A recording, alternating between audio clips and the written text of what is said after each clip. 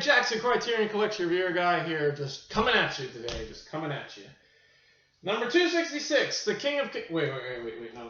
The King of Kings. Cecil B. DeMille. Yes, right on.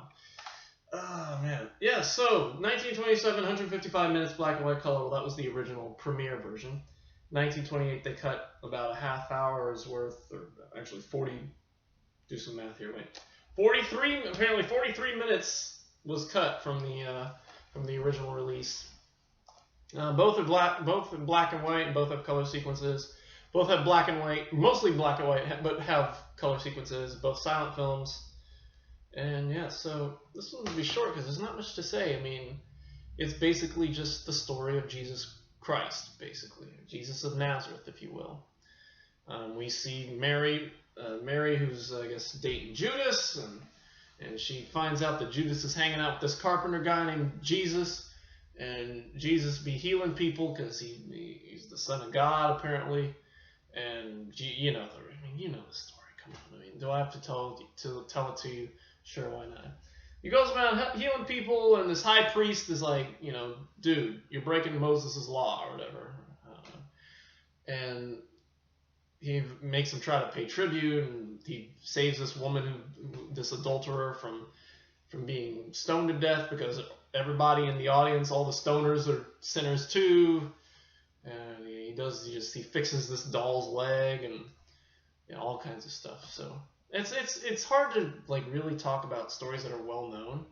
I mean, for the most part. I mean, obviously not everybody knows about the story of Jesus Christ. I mean, even I barely knew about him, myself. But this is a nice adaptation. It's a fantastic adaptation. I mean, it's an epic. It's a DeMille, so it's epic. I haven't seen too many DeMille films, but every time he makes one, he just explodes the budget. And yeah, so there's not much else to say. And in the end, Jesus is crucified and he comes back to life. Spoiler alert. And he's there for us all. He's always there, always watching over us. Stop it. I'm trying to film a review. Anyway, so what can you say else? What else can I say? So basically the color. I wanted to comment on the color scenes. There's two scenes in the original movie that are in color. The first scene where you see is in Rome, set in Rome with Mary and I forget the guy, all the Romanites or whatever, the Romans, and that's all in color. But when we cut to Nazareth, it cuts to black and white. But then when Jesus comes back at the end, after he's burned to death, and he comes back and he comes through the rock that the guards are guarding. The whole scene, the rest of that scene is in color. And I don't know why. I mean, I think they did it, I think DeMille did it to, showcase the importance of Jesus' resurrection. But it also but to me, it feels like, on a technical standpoint, it feels like, hey, we're going to make this really epic color film. And then about 10 minutes into filming, they're like, oh shit, we ran out of money. This is really expensive. We got to go back to black and white. And then toward the end, they're like, oh wait, we have a little more money. Let's put it back in color again. Yay! That's how it looked to me. In the shorter version, I mean the more theatrical version, the original scene is in black and white, and it's only the resurrection scene that's in color. And yeah, what else? There's not much else to say really about the. I'm just comparing the two versions. There's a little more fluff. The scenes that are cut. I'm trying to think of what was cut. There's a scene where Jesus asked this guy to go fishing or something like that. What else? I'm trying to. I looked up. Let's see. There's a guy who pulled up these comparisons. Let's see what else. Because I honestly, I kind of skimmed through I have to admit, I skimmed through the released version because I just, because I figured, well, the original version is the premiere version is the definitive version. They cut the scene with with where Jesus gets the evil spirit out of this kid, and Judas tried it before, and what else? Sequence conflating the question of paying taxes to Caesar with the episode regarding the temple tax. Okay, yeah, so basically just stuff that wasn't too integral. Although I like the scene where Judas felt himself a god, just by being with Jesus, I thought that kind of said something. And yeah, so I don't really, it's hard to, I don't know what to give this. It's hard to give this a rating when it's something that I don't necessarily, it's not like I am not trying to be a Bible thumper. Not this movie is a Bible thumper. It's just basically telling you this story. Even the end, where the ending, I think may feel like a little bit, because the ending, shows this, shows Jesus superimposed over this modern city. It says, "Lo, I am always with you." That's the last thing. In the theatrical version, that's not shown. It just says the end. So yeah, that's, so basically to say, I don't know. It was just hard to watch this. It wasn't hard to watch, but it's just weird because, I'm not a very religious person, and I don't necessarily, connect with Christianity. So to watch this was, to give it a rating, as a depiction of the story of Jesus Christ, as best as I know it, I give it an A. But that's just, as a story, if we're just looking at this as a story that's been told time and time again, and here's this guy who threw together all this money to make a big epic picture of this story, then he did a great job. Really, really cool. And yeah, we'll just leave it at that. King of Kings is just a fantastic adaptation of the story of Jesus Christ. There you are. Yeah, so supplements. There are quite a bit. There's quite a bit.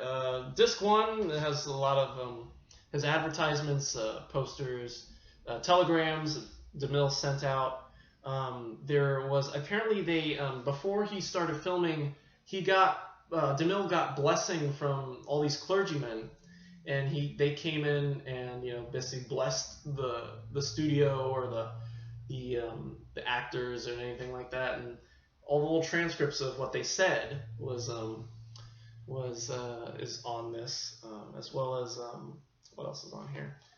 And then disc 2 has behind the scenes footage. Actually, it's a trip that this behind the scenes footage of him filming the movie, and it's just a trip that it looks better than the actual movie, and it's crazy that this stuff was from the 27, 26, and it's still pristine. It's almost pretty much pristine, whereas the film shows a lot of age and all that.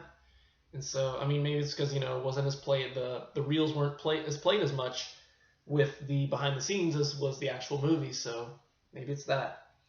There's costume sketches, there's portraits of the actors and the character, the trailer, and yeah, that's basically it. So that's I don't think there's anything else.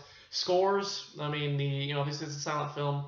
There's a new score for the adaptation, for the premiere version, and then a new score for the theatrical version, plus an original score for the theatrical version, which I watched it for that. I wanted to hear some of the theatrical score just because, I'm not big on, I don't really care for these new scores. I don't really, I watched them, I think when I watched the Nook of the North, I just watched it silent and just did my own commentary.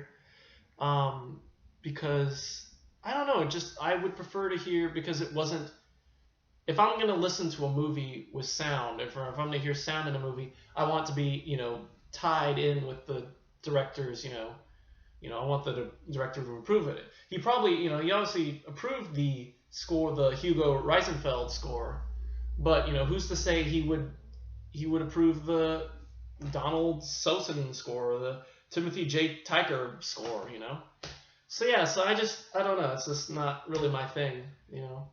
If he had written a score, or if there was a score written for it and somebody performed it, then there you are. That's fine. You know, I think that's totally fine. But you know, somebody who just like imagines what the thing sounds like, I'm just like, I'll pass on that. And yeah, so anyway, that's all I'm gonna say about King of Kings. If you like Jesus, you want to know about Jesus, here you go. Anyway, so that's it for me today. Well, no. We still have unfinished business. We still got unfinished business, which we gotta take care of. Yeah, so sometime later today, or I don't know, maybe later today, maybe tomorrow, sometime soon, we'll get to the Fat Girl supplements. You'll see a little video for the Fat Girl supplements. But yeah, but definitely tomorrow. Yeah, so next is Kajimusha. However, it did not come into the library. It's probably coming in today. But I, don't work today, so I have to either make a trek down to work today or tomorrow, which I don't want to do because it's hard to get down there right now. I just kind of live far away, and yeah, so I don't know. So the plan is, I'll be back on Friday, so it'll definitely be there. Hopefully, it should be here by Friday, so I'll pick it up by Friday. However, I work on Saturday, so after work, I'll have to shove Kajimusha in there. Like it's going to take at least 3 hours. I totaled up well, the movie's 3 hours plus all the crazy supplements too. So yeah, so I don't know what we're going to watch tomorrow.